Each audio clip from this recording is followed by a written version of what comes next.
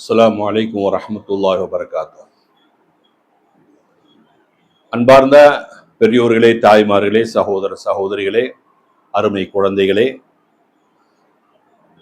ஓரளவுக்கு உங்களுக்கு அரபியினுடைய மெத்தேடு உங்களுக்கு புரிந்திருக்கும் என்று நினைக்கிறேன்.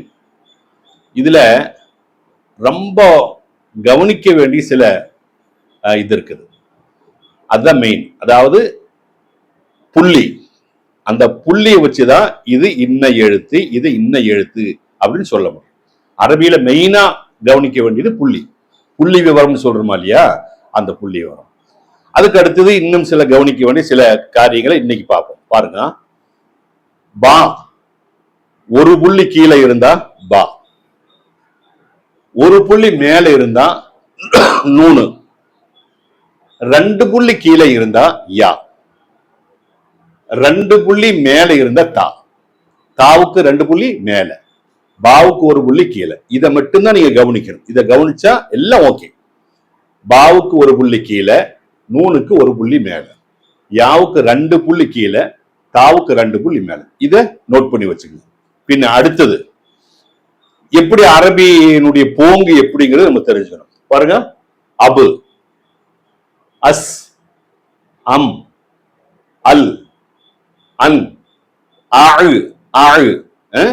பக்கத்துல ஒரு சுக்கூன் உள்ள எழுத்து வந்தா முதல் எழுத்தை கொண்டு அழுத்தணும்னு ஏற்கனவே நான் உங்களுக்கு சொல்லி தந்திருக்கிறேன் இல்லையா. இதையோ தனியா உச்சரிக்க முடியாது. அதனால முன் எழுத்தை வச்சு நம்ம சேர்த்து அபு, அஸ், அம், அல், அன், ஆழ். இப்படித்தான் அரபியினுடைய மெத்தட். சுக்கூன் இருந்தா அதுக்கு முன்னால எழுத்தை வச்சு அதை உச்சரிக்கணும். அடுத்தது பாருங்க, அல்லா. காரணம் மேல சத்து வந்திருக்கு. மேல சத்து வந்தா முன் எழுத்தை வச்சு அழுத்தணும், பிரஸ் பண்ணணும். அல்லா, பல்லா, சல்லா, மல்லா, லல்லா, ஹல்லா, ரல்லா, ஹல்லா, நல்லா, எல்லா, கல்லா, வல்லா. இந்த குரான்ல பூரா இப்படித்தான் வரும். இதை நீங்க தெரிஞ்சு வச்சுட்டா இத மெயின் பவுண்டேஷன், நுணுக்கமே இதுதான். இதை மட்டும் தெரிஞ்சு வச்சுட்டா அதாவது சுக்கூனுன்னா என்ன, புள்ளி எங்க வந்தா எப்படி உச்சரிக்கணும், அதையும் அதே மாதிரி சத்து வந்தா அந்த எழுத்தை என்ன செய்யணும், இதை மட்டும் தெரிஞ்சு வச்சுக்கணும்னு சொன்னா குரான் உங்களுக்கு பச்சை தண்ணி மாதிரி வந்துடும், ஆட்டோமேட்டிக்கா வந்துடும். பாருங்க, ஒண்ணு கூட சொல்லித்தர, கவனிச்சுங்க. கீழே ஒரு புள்ளி வந்தா பா, மேல ஒரு புள்ளி வந்தா நூனு, கீழே ரெண்டு புள்ளி வந்தா யா, மேல ரெண்டு புள்ளி வந்தா தா. அபு, அசு, அம், அல், அன், ஆழ். அல்லா, பல்லா, சல்லா, மல்லா, லல்லா, ஹல்லா, ரல்லா, ஹல்லா, நல்லா, எல்லா, கல்லா, வல்லா.